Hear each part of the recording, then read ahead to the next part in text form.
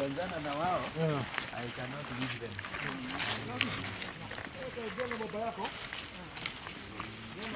In addition to now understanding clearly that deforestation is actually responsible for more than a third of all greenhouse gas emissions and carbon loading into the atmosphere, we're also becoming acutely aware of the impacts to biodiversity. We're losing this enormous treasury of species that has lots of very specific value to us, not just holistic or spiritual, but actual economic value.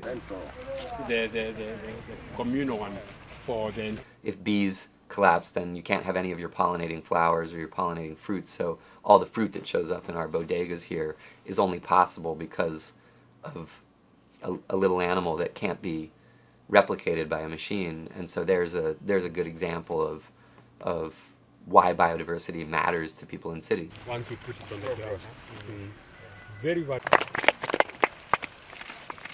So you should visit your tree once a year or something. We see, petroleum companies changing their symbols into green suns and all kinds of stuff, but then the Gulf oil spill happens. And I think when you talk about negative impacts of the way we talk versus the way we act, I think that in the corporate sector we see much more profoundly negative and what I would call dishonest communication about sustainability than I think on the individual.